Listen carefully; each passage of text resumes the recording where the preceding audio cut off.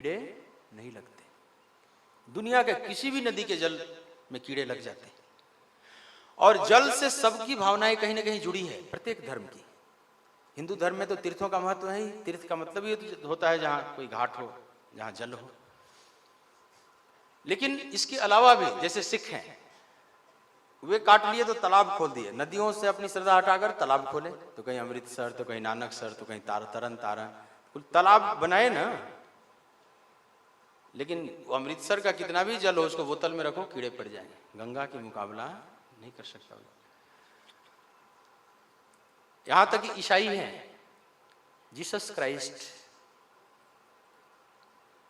जो इजराइल में प्रकट हुए और वहां के जेरूशलम में, बेथलेहम में, तो वहां पर जॉर्डन नदी है। अब जॉर्डन बड़ी पतली नदी हो गई, कोई खास नहीं है, पर वहां के लिए वही खास थी। तो आज भी ईसाई जाते हैं, जॉर्डन में घाट बने हुए हैं, वहां तक कम्युनिकेट कर देते थे। तो वे जॉर्डन को मानते हैं पवित्र, क्रिश्चियन। लेकिन जॉर्डन के जल को भी आप बोतल में भर के रखो, कीड़े लग जाएंगे। मुसलमान हैं, रेगिस्तान में जल नहीं था, लेकिन जहां मक्का है वहां पर एक हट के थोड़ा सा एक मीना पहाड़ है, उस पर एक झरना बहता है, उसका नाम है जमजम। तो उस जमजम मोहम्मद ने वैसे तो सारा खंडन किया, सब मोहम्मद उल्टा पुल्टा करके अपने ढंग से स्थापित किया धर्म। काबा में जो पत्थर था उसको परिक्रमा भी किए, चूमे भी, उल्टा परिक्रमा कर।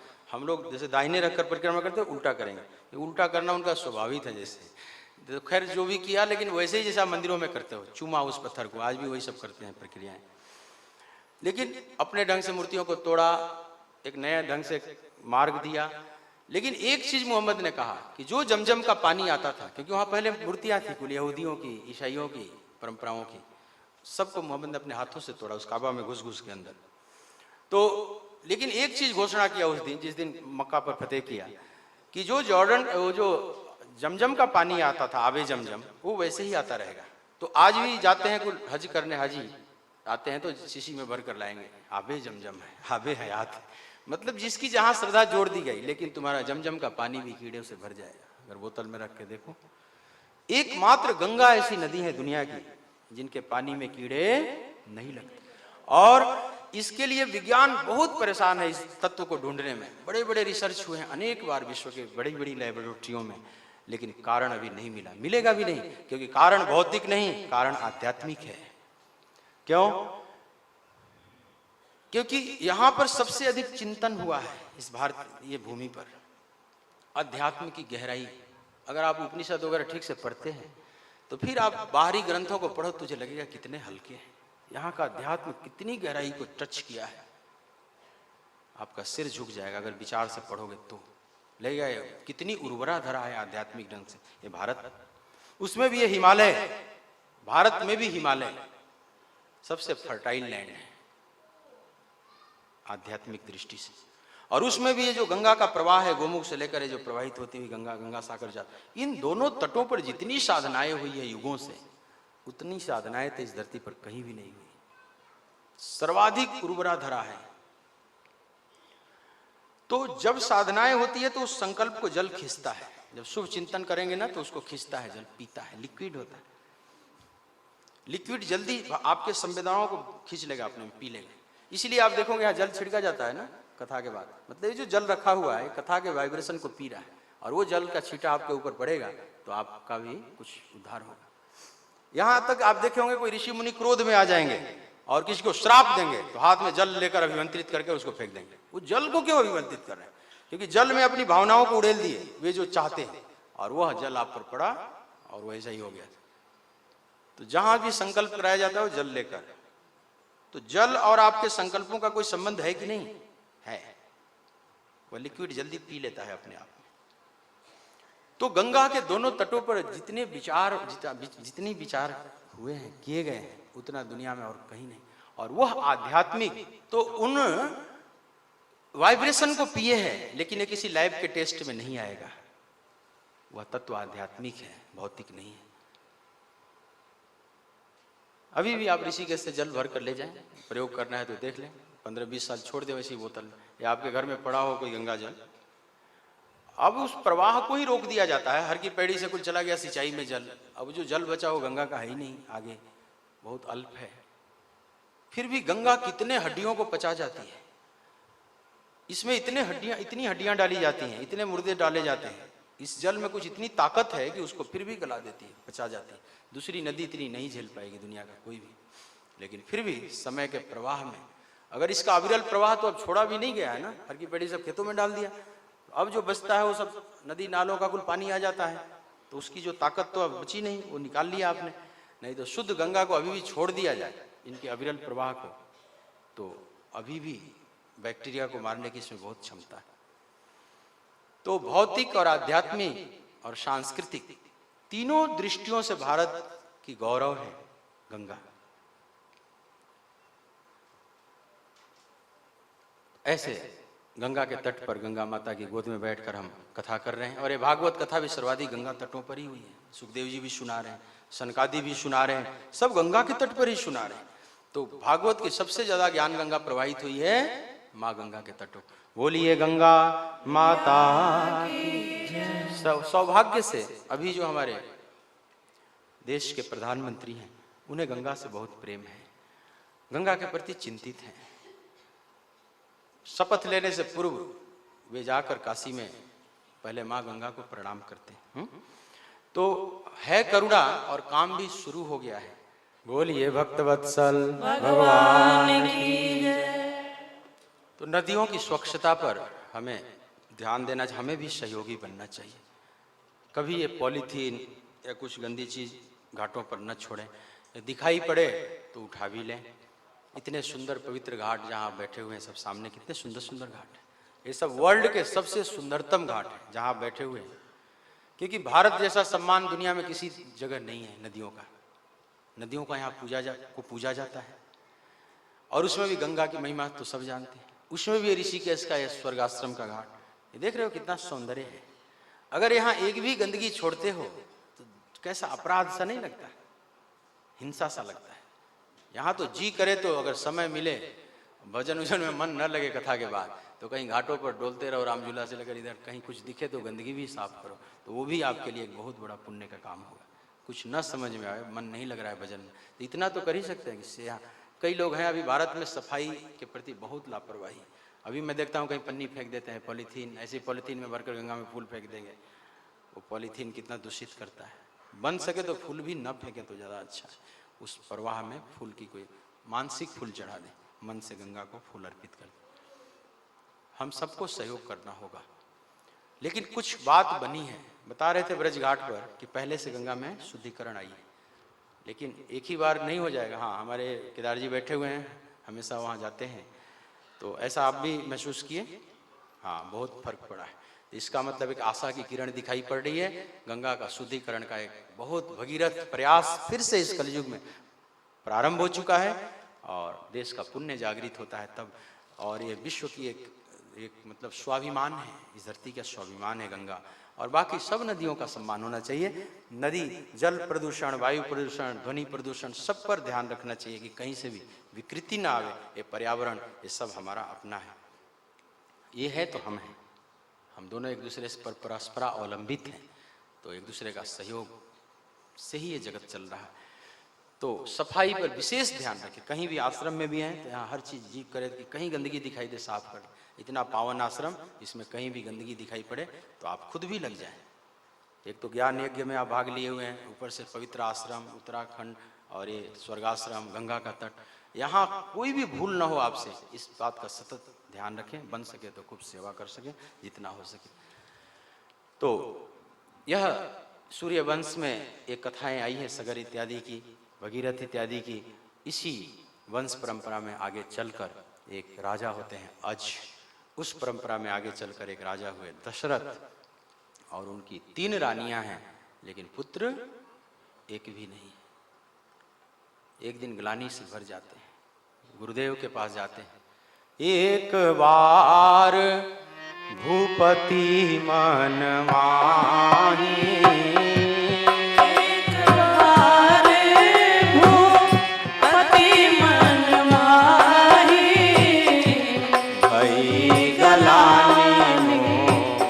ले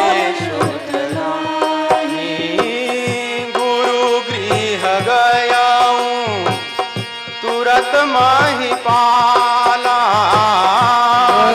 गृह गए तुरंत महिपाला बंदी चरण कर विनय विशाला एक बार भूपति मन माही भई गलानी मोरे सुत नारी। गुरु ने आश्वासन दिया, धरहु धीर होई है सुत चारी, एक नहीं। तो क्या कैसे महाराज? पुत्र कामेष्टि यज्ञ कराओ। ठीक है महाराज, अब आप इसकी रचना शुरू कीजिए। गुरु वशिष्ठ ने कमान ले लिया अपने हाथ में, और किस यज्ञ का जो कराने वाला जो मुख्य पुरोहित होगा कौन होगा, क्योंकि असली वह चेतना महत्वपूर्ण है जो यज्ञ कराती है, जो यजमान के प्रति करुणा से भरी हो और स्वयं भी कुछ हो भीतर से। यज्ञ महत्वपूर्ण बहुत नहीं है उसका बाहरी रूप, कराने वाला कौन है? तो श्रृंगी ऋषि को चुना। श्रृंगी ऋषि वशिष्ठ बुलावा, श्रृंगी ऋषि वशिष्ठ बुलावा, पुत्र काम शुभ यज्ञ करावा। पुत्र काम शुभ यज्ञ करावा। यज्ञ प्रारंभ हो गया और अंतिम आहुति ऋषि श्रृंग ने लिया अपने हाथ में। भगति सहित मुनि आहुति दी, यह लाइन अंडरलाइन कर लें, भक्ति सहित। ये नहीं खाली यज्ञ करा रहे हैं बस, मन पर दृष्टि। भक्ति सहित मुनि आहुति दी, प्रगटे अगिन चरु कर लीनी। श्रृंगी वशिष्ठ बुलावा, पुत्र कामना यज्ञ करावा। और अग्निदेव चरु लेकर प्रकट हो गए। राजा ने उसको ग्रहण कर लिया और रानियों को आनंदित होकर रानियों के पास ले गए। आधा भाग कौशल्या जी को, आधा भाग फिर उसमें दो भाग किया गया, उसका चौथाई कैकेयी को, और जो चौथाई बचा था उसका दो भाग करके और कैकेयी और कौशल्या के माध्यम से सुमित्रा जी के हाथ में। यही विधि गर्भ सहित सब रानी, यही विधि गर्भ सहित अत्यंत सौंदर्य बढ़ने लगा, रानियों में प्रकाश आ गया। कौशल्या जी अद्भुत सौंदर्य की रानी हो गया। और दिन पूरे होने लगे धीरे धीरे। रानियां महल से बाहर नहीं जा रही है। राजा के मन में अत्यंत आनंद है, उत्साह है। धीरे धीरे वो समय आने लगा। जोग नखत ग्रह वार तिथि सकल भये अनुकूल, चर अरु अचर हर्ष जुता राम जन्म सुख मूल। ज्योतिष के 5 अंग हैं, योग नक्षत्र ग्रह वार और तिथि अपने आप में सब अनुकूल हो गए। ये नहीं कि जब अनुकूल हुए तब राम प्रकट हो रहे हैं, ये अपने आप लाइन में खड़े हो गए। ज्योतिषी लोग ध्यान दें, सकल भय अनुकूल, ये नहीं कि अनुकूल हुए तो राम आए। राम आ रहे हैं तो अपने महाराजा अधिराज आ रहे हैं तो सारे पुलिस प्रशासन अपने आप लाइन में खड़े हो गए। तो आप शुभ कर्म में लगो, ज्योतिष की चिंता मत, ज्योतिष अपने आप सामने पंचांग खड़ा हो जाएगा। जय जय। और चैत का महीना, दिन के 12 बजे का समय होने वाला है। नौमी तिथि मधु मास पुनीता, तिथि मधु मास पुनीता, शुक्ल पक्ष अभिजित मध्य दिवस अति शीतल घामा,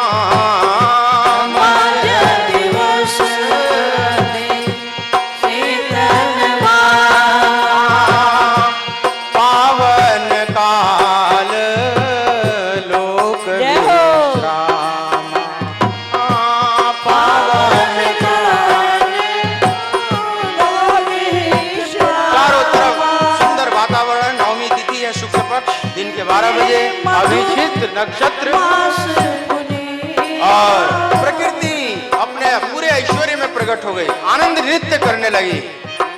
सरजू का जल निर्मल हो गया, जैसे अमृत। स्रवहि सकल सरी तामृत धारा, बन कुसुमित गिरी वन मणि। और जैसे वृक्षों में फूल फल लद गए और मड़ियों ने अपने रत्न को बाहर कर दिया, आनंद नृत्य करने लगी प्रकृति। और संतन हर्षित सुर संतन मन चाहू, संतों के देवताओं के मन में हर्ष है और संतों के मन में आनंद है, चाहू। देवता हर्षित है कि मेरा दुख दूर होगा, लेकिन संत लोग आनंदित हैं, प्रभु का दर्शन करेंगे, लीला में सहयोगी बनेंगे।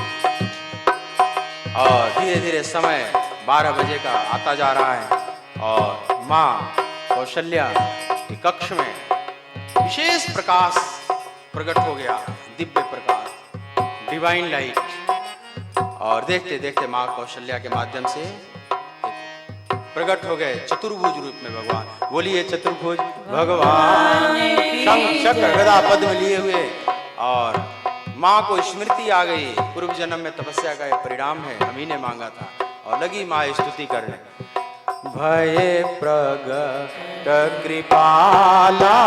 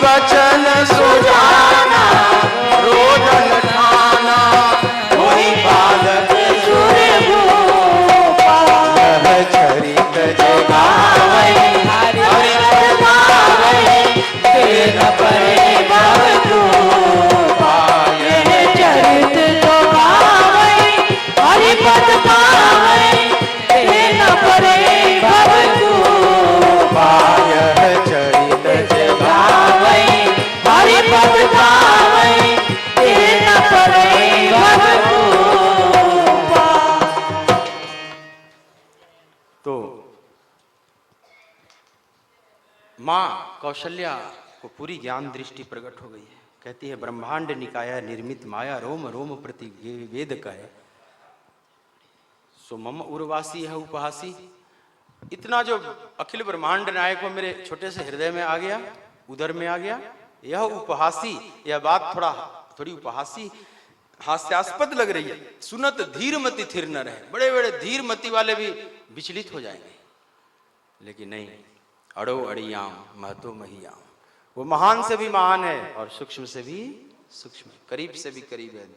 दूरस्थम चांति के चतत, वह दूर से भी दूर है और करीब से भी करीब वही है। अड़ो अड़ियाम महतो महियाम। लेकिन बुद्धि से सॉल्व नहीं होगा यह सॉल्यूशन। सुनत धीरमति थिर न रहे। सब याद आ गई, लेकिन माँ ने कहा कि मैं तो बाल रूप में आपको चाहता। सुनी बचन सुजाना रोदन ठाना, होई बालक सु। और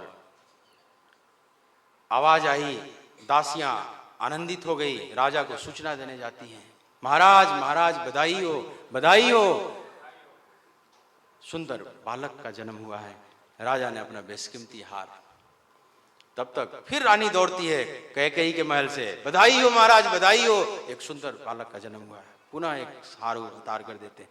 तब तक फिर एक रानी दासी दौड़ती है, महाराज बधाई हो, सुमित्रा रानी ने 2 पुत्रों को जन्म दिया है। और राजा का तो अब उत्साही नहीं, उनके गले का हार खत्म हो गया जैसे। अब क्या दें, देने लायक अब कुछ नहीं बचा है। अब आनंद से तो जमीन पर पैर नहीं रख रहे हैं दशरथ जी।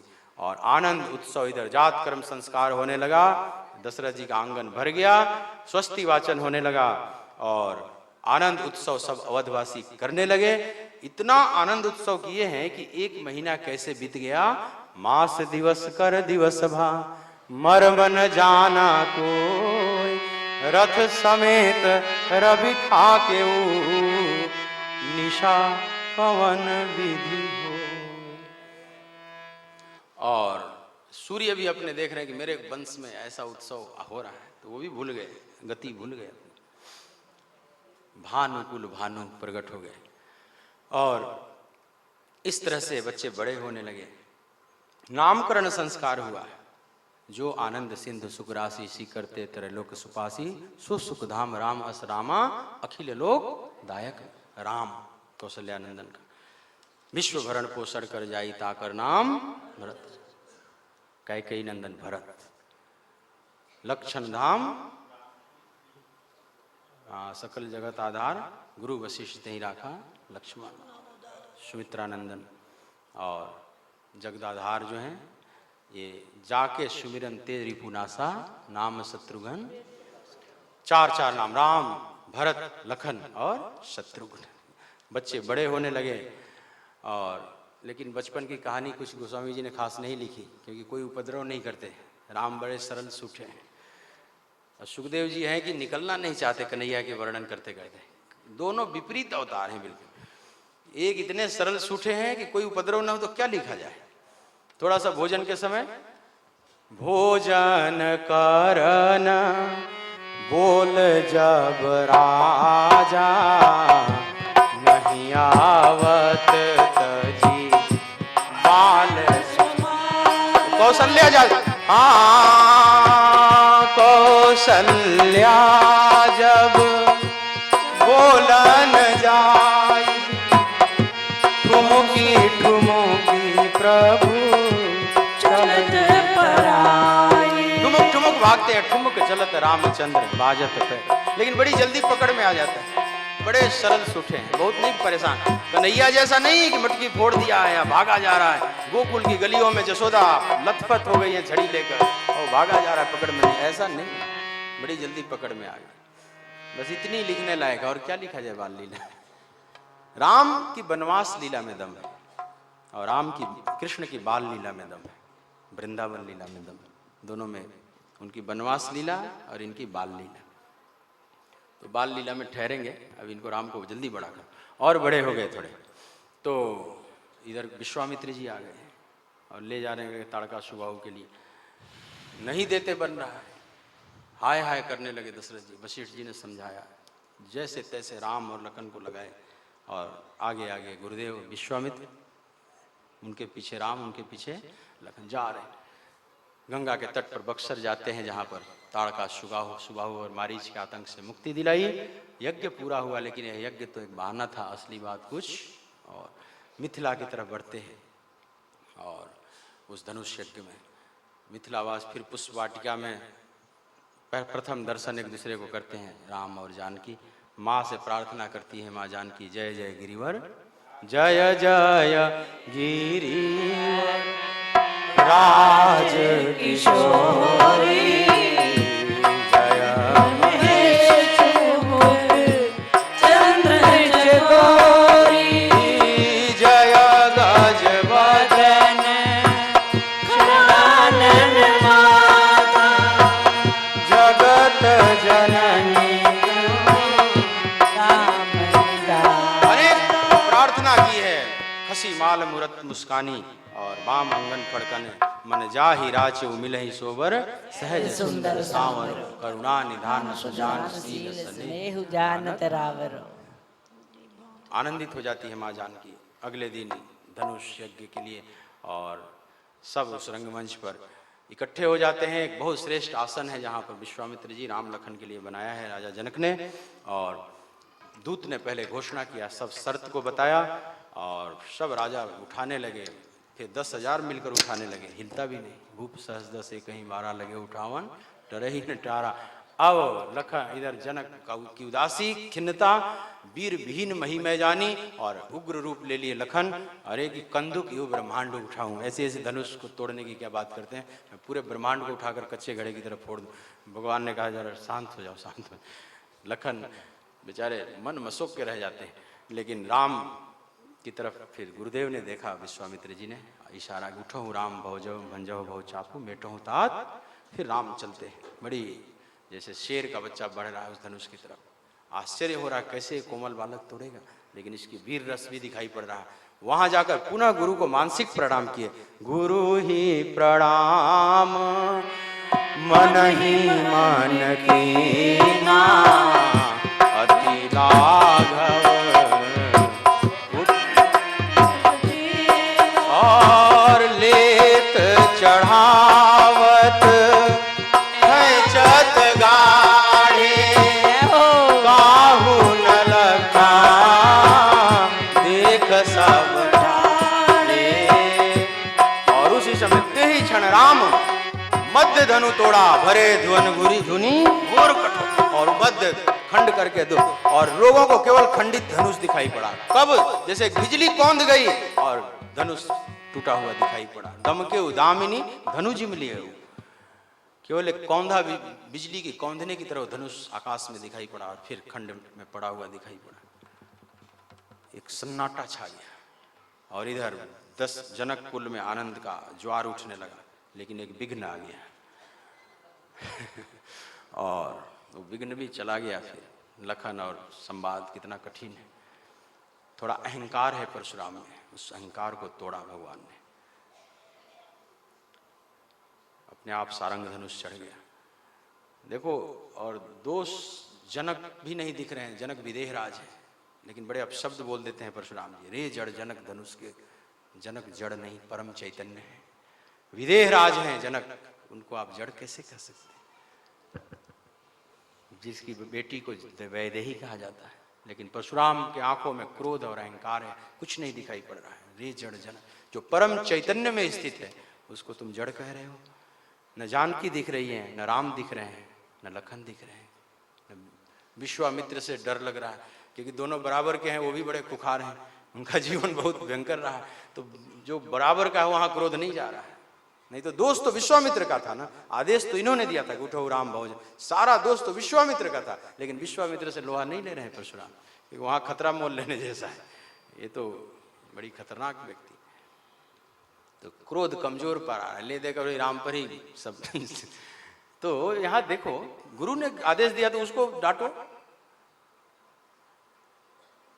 खैर, यह आफत टली और फिर जयमाल लेकर बढ़ती हैं मिथिला की वह विदुषी सखियां, जहाँ वेदांत की चर्चा होती थी जबरदस्त, जहाँ के राजा ही विदेहराज होते थे हमेशा, वहाँ की सखियाँ भी बड़े विदुषी नारियाँ, सब जानकी को लेकर चल रही है ऐसे ऐसे छवि गण मध्य महाछवि जैसे, और सामने राम के जानकी खड़ी हो जाती, लेकिन थोड़ा सा लंबाई में फर्क है।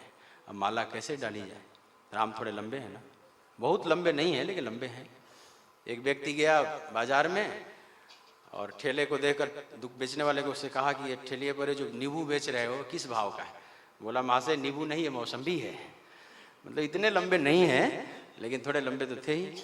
और झुकने के लिए सखी आ गई तो लखन पीछे से आदेश दे रहे, नहीं भैया, एक बार जो ससुराल में झुक जाता है वो हमेशा झुकना पड़ता। अब पीछे से कमांडर का आदेश, बेचारे सरल सूठे एकदम सावधान है, ताड़ की तरह खड़े हैं।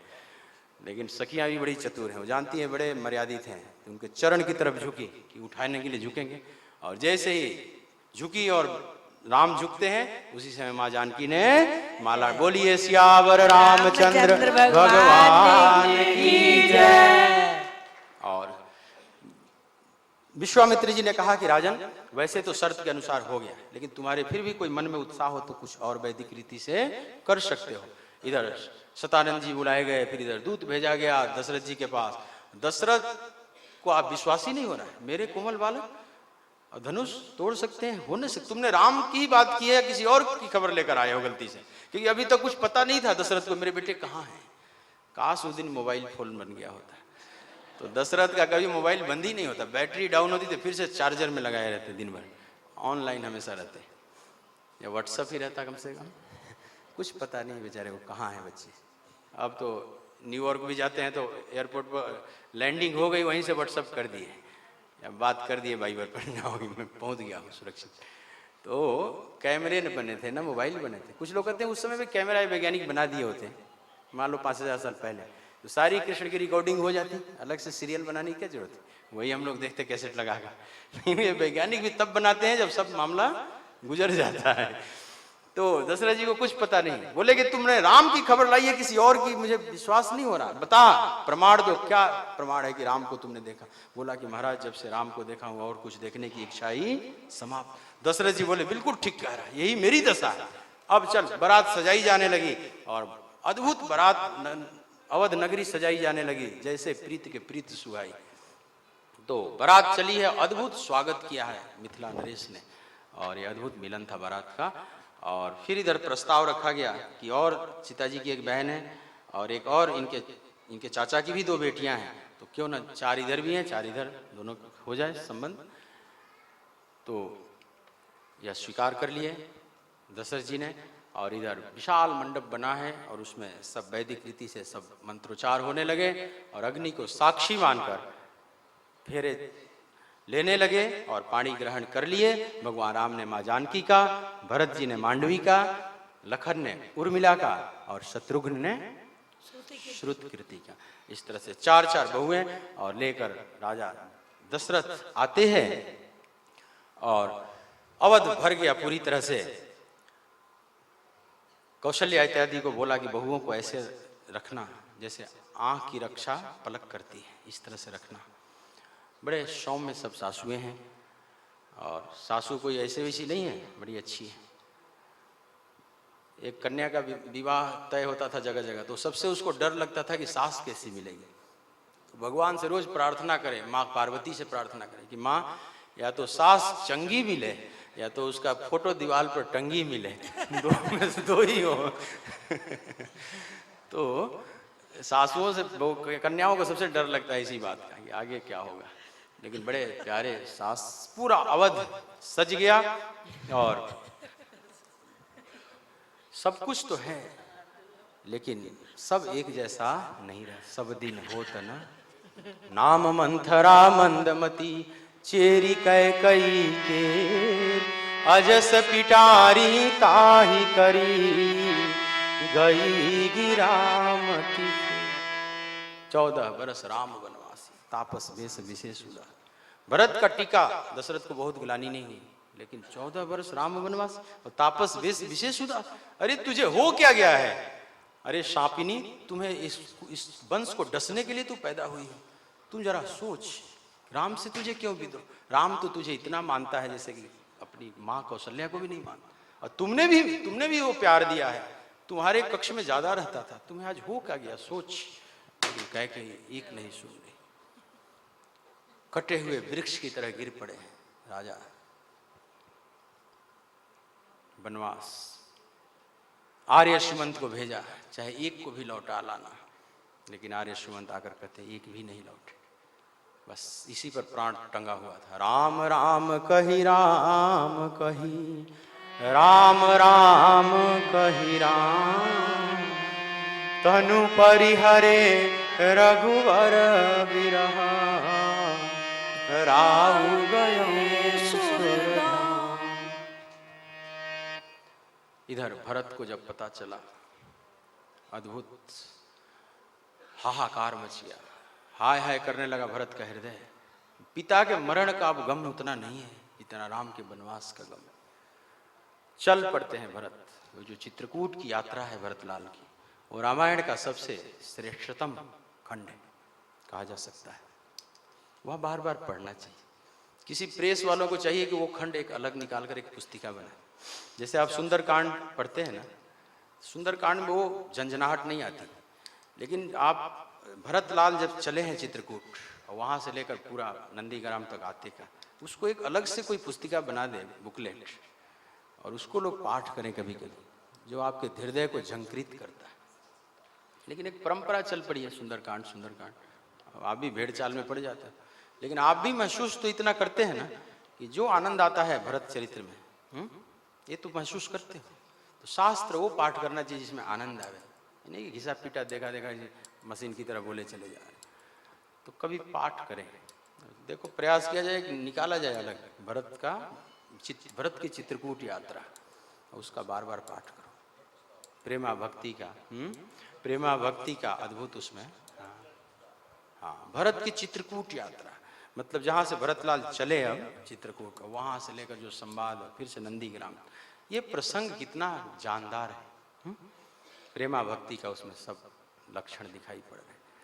तो उसके बाद खैर अनेक घटनाएं घटती है। फिर इधर भरतलाल नंदीग्राम में पादुका रखकर, और उधर आगे बढ़ते हैं। भगवान अत्रि अनसुईया को धन्य करते हुए दशरभंग सुतीक्ष्ण अनेक विराट कबंध इत्यादि का वध करते हुए और पंचवटी जाते हैं। वहाँ पर घटना घटती है शूर्पणखा वाली, और भगवान कुछ लीला करना चाहते हैं, और इधर फिर सीता हरण होता है। यह बहुत कठिन प्रसंग आ जाता है। और इधर फिर आगे बढ़ते हैं, राम शबरी का उद्धार, और वहीं से फिर मित्रता कराते हैं हनुमान जी सुग्रीव से। हनुमान देर से आते हैं रामायण में, लेकिन देर आते हैं दुरुस्त आते हैं। हनुमान आएंगे लेकिन अब जाएंगे नहीं, उनका आगमन है, प्रस्थान नहीं होगा। ये शाश्वत पात्र है, थोड़ा देर आया लेकिन दुरुस्त आया। और उन्होंने मित्रता आगी साखी देई करी प्रीत करी सुगाड़। और इधर पहले काम किए सुग्रीव का, लेकिन सुग्रीव ने धोखा दे दिया, 4 महीने तक पूछने नहीं आया, इतना विषय में डूब गया। ये भी एक अजीब प्रसंग है। वहां से फिर खैर खोज करते हैं फिर बानर भालू, और हनुमान जी जाते हैं, सीता माता का पता लगाकर आते हैं।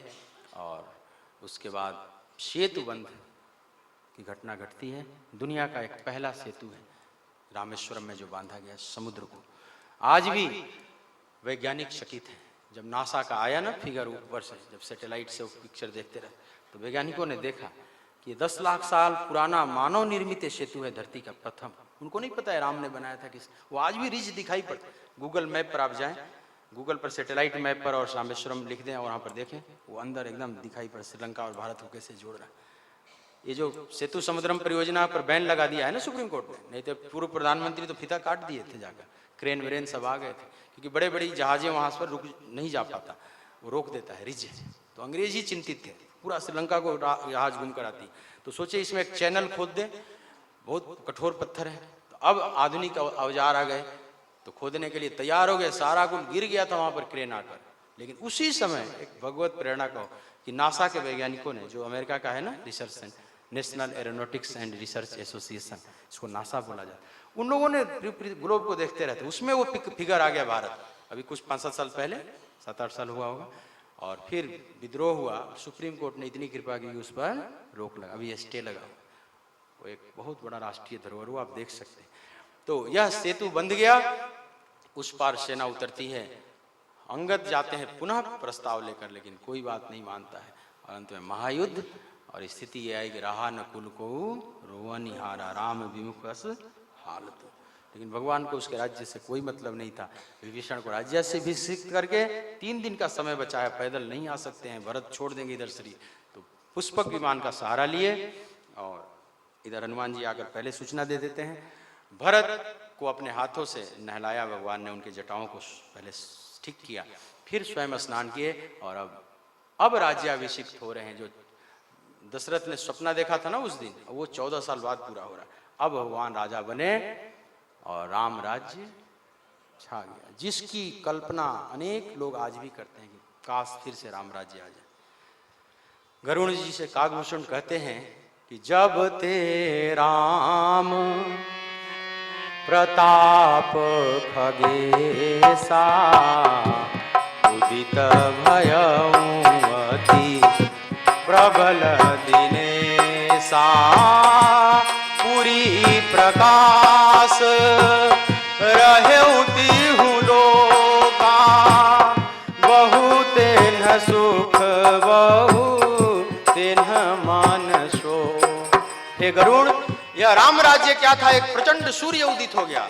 जब ते राम प्रताप खगेसा उदित भयोति प्रबल दिनेसा, और उस राम राज्य रूपी सूर्य का प्रकाश तीनों लोकों में छा गया।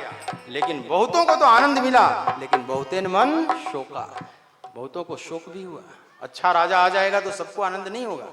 जो दुष्ट लोग होंगे, अभी प्रधानमंत्री बोलते हैं अपने कि अच्छे दिन सबके लिए नहीं आए हैं ठीक ही बोलता है, अच्छे दिन आए हैं लेकिन सबके लिए नहीं। बहुतेन सुख बहुतेन मन शोका। किसको शोक हुआ?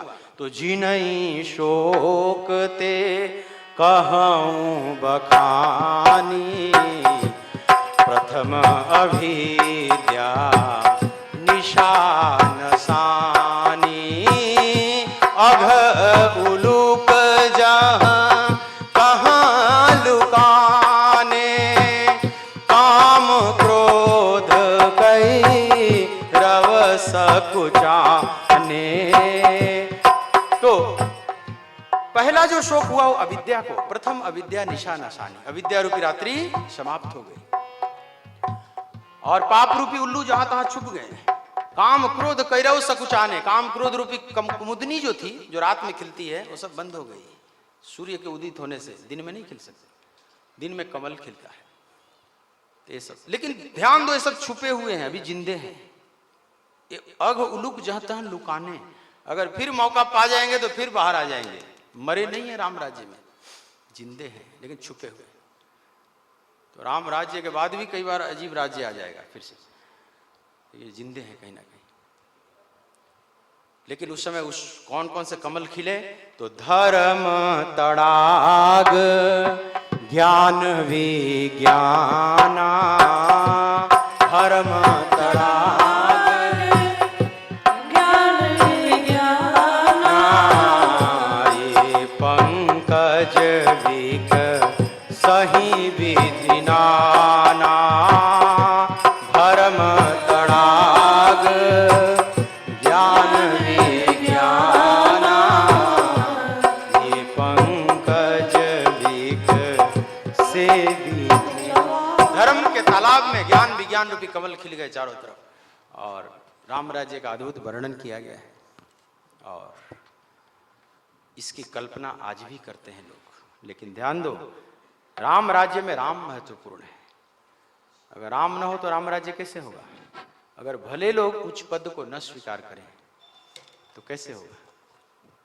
राजा दुष्ट है और पीछे से कितना भी शिकंजा कसो, अन्ना हजारे कितना भी आंसन कर लें तो कैसे हो? अन्ना क्यों नहीं बन जाते स्वयं राजा? लेकिन नहीं, संतत्व में बट्टा लग जाएगा।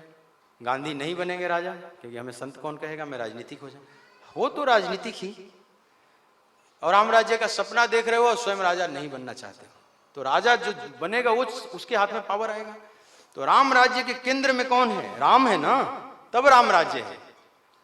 तो कई भले लोग पीछे हट जाते हैं, मैं राजा नहीं, मैं तो राजनीतिक। लेकिन अन्न अनशन रोज करेंगे, सत्याग्रह करेंगे, उपद्रव करेंगे और आमरण अनशन, लेकिन मैं राजा नहीं बनूंगा।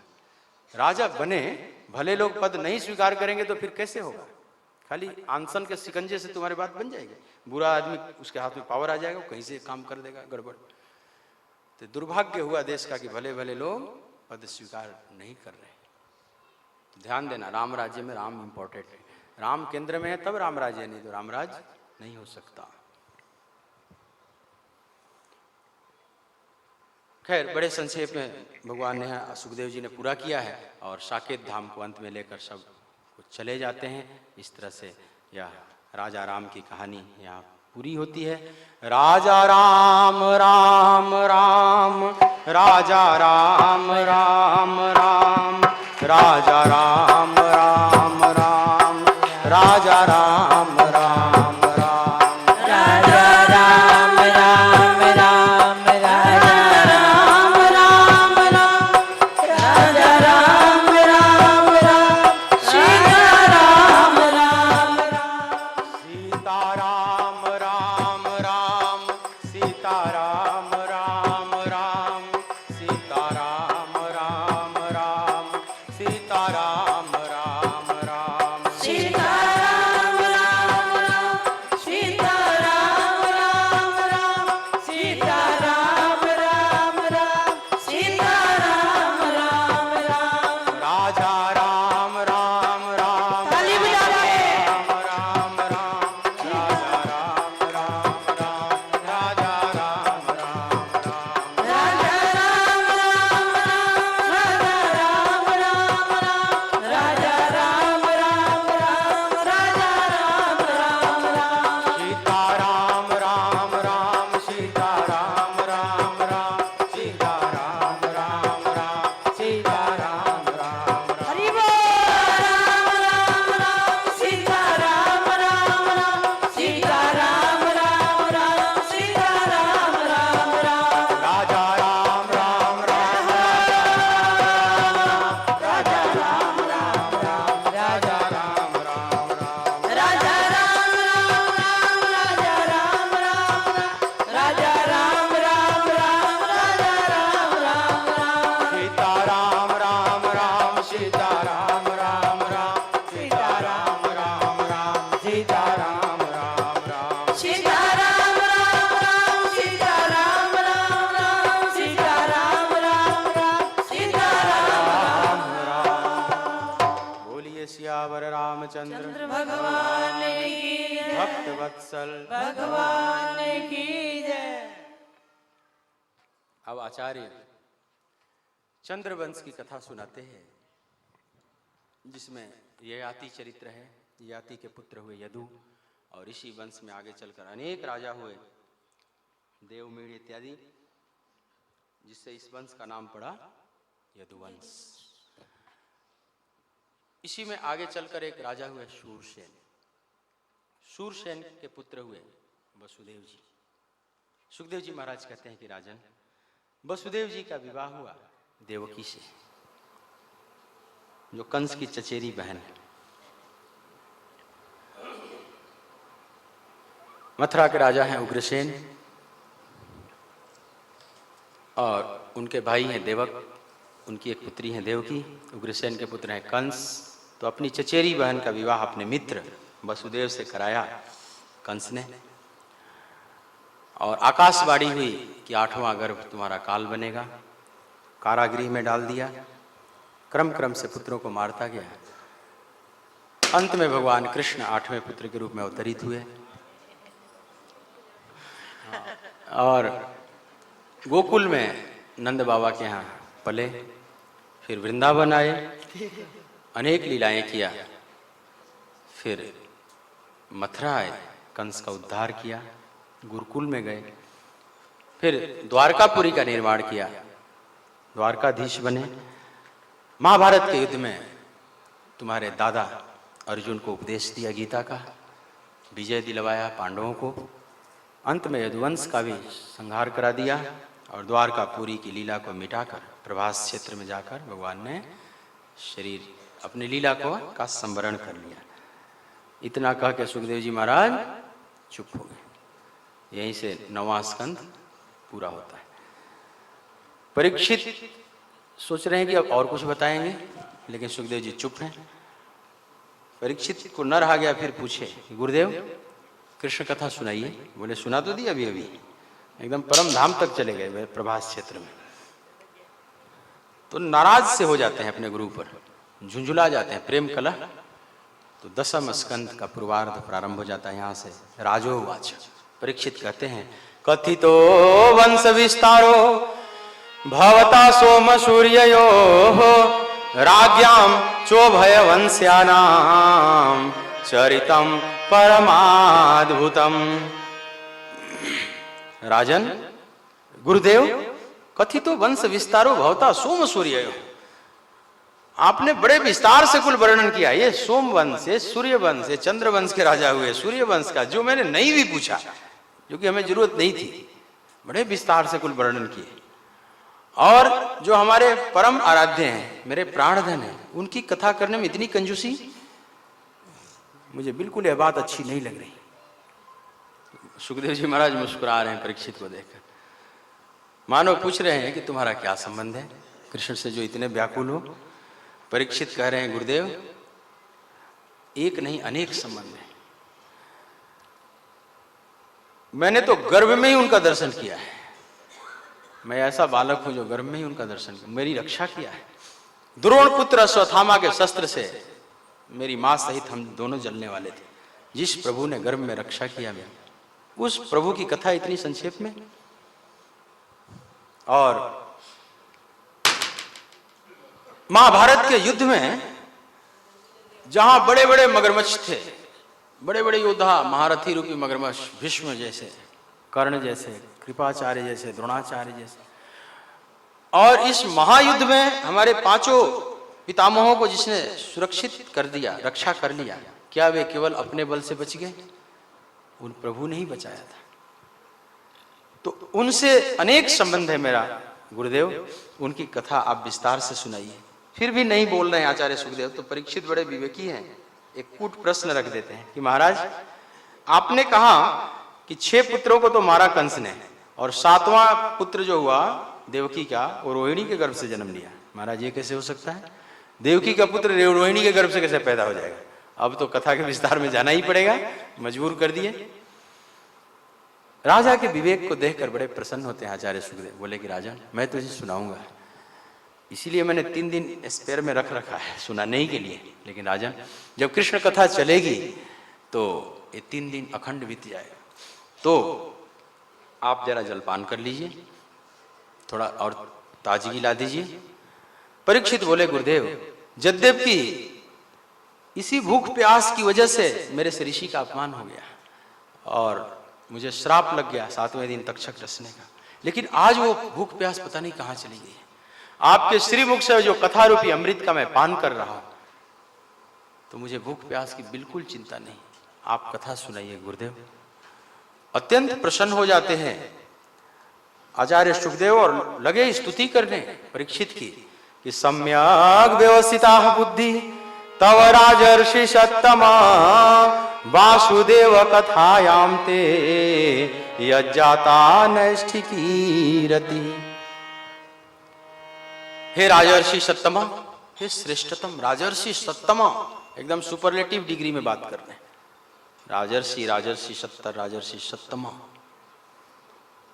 हे श्रेष्ठतम ऋषि, तुम धन्य हो। तेरी बुद्धि सम्यक भगवान कृष्ण की कथा में स्थित हो चुकी है। तुम्हारी बुद्धि बिल्कुल स्थित प्रज्ञ वाली हो चुकी है। तुम प्रेम और ज्ञान से भरपूर हो चुके हो। मैं तुझे सुनाऊंगा, सुनो। राजन, द्वापर के अंत समय में एक बार धरती पुनः आसुरी वृत्तियों के चंगुल में आ गई। असुर लोग बड़े बड़े तपस्या करके शक्तियों को अर्जित कर लिए थे और पूरी धरती को तबाह तबाह करने लगे।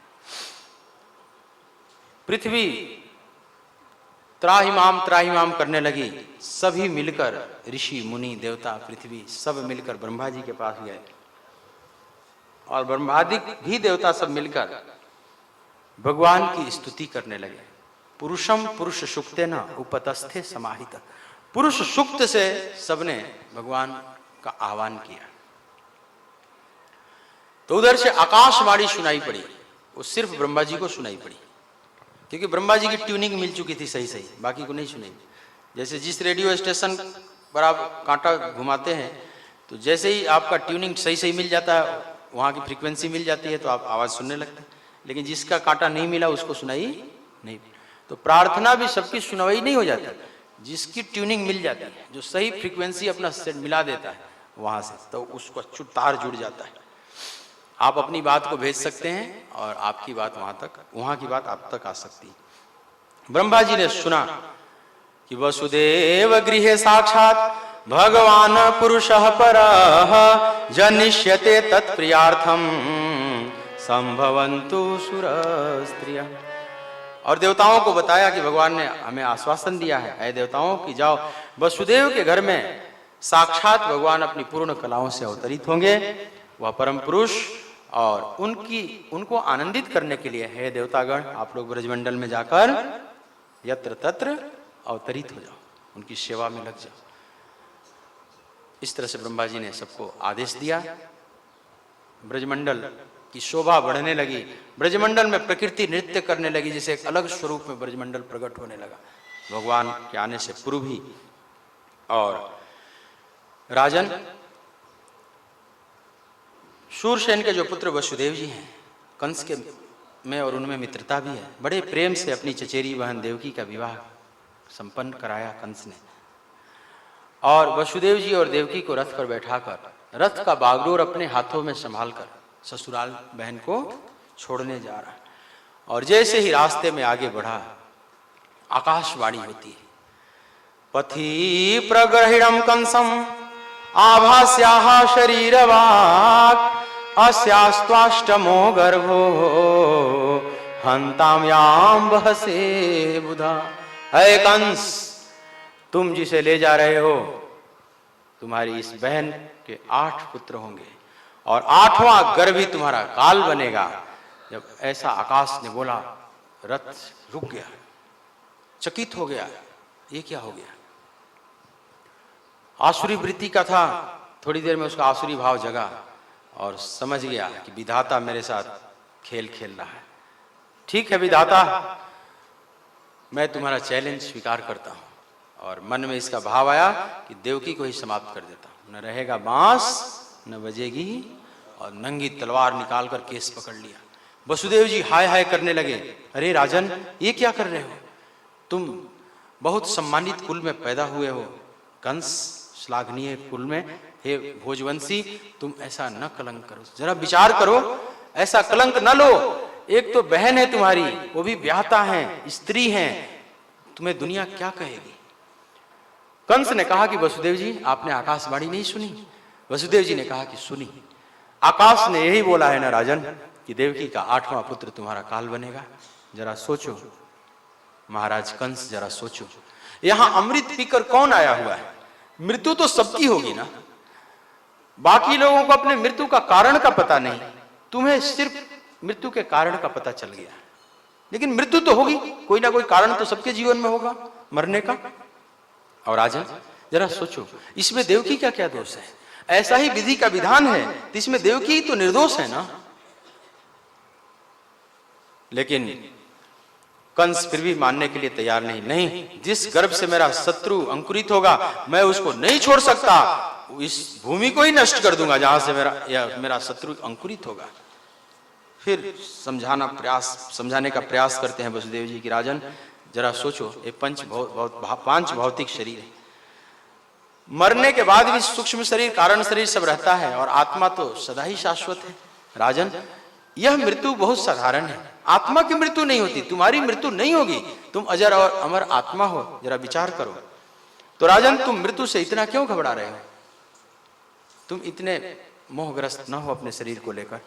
लेकिन कंस बोलता है कि मैं आपका यह ज्ञान सुनने के लिए नहीं आया हूं, मैं नहीं सुनूंगा यह ज्ञान, मैं इसको छोड़ नहीं सकता।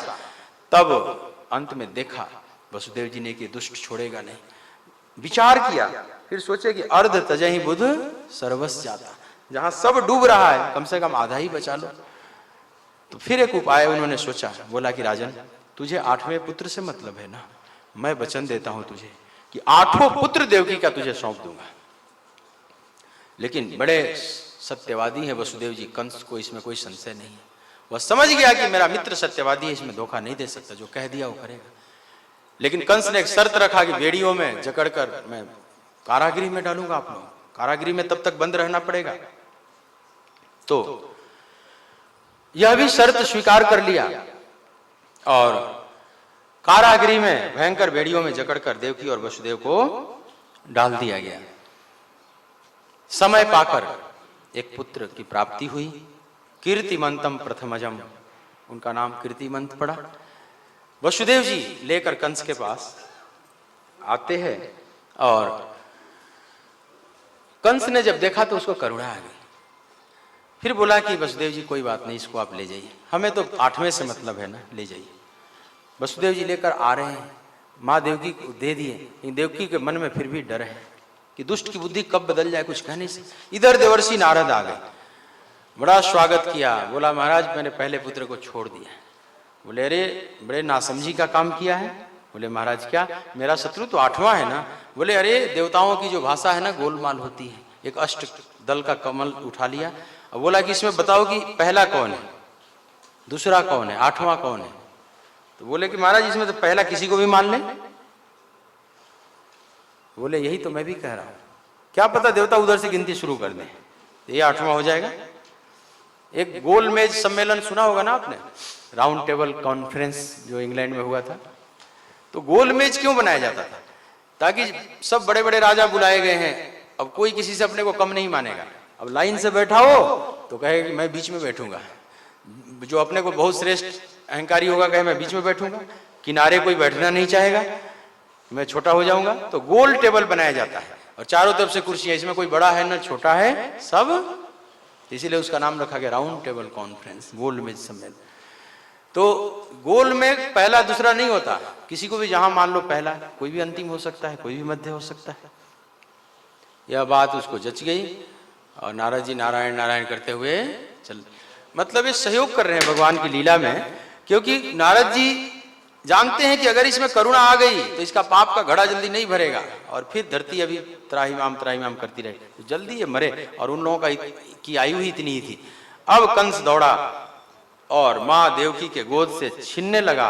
माँ रोने लगी कि भैया इसको छोड़ दो, ये तो इससे क्या तुझे लेना देना है, लेकिन नहीं माना और छीन कर गोद से वहीं पर दीवार पर मार दिया, एक धब्बा खून का बन गया और माँ रुदन करती रही।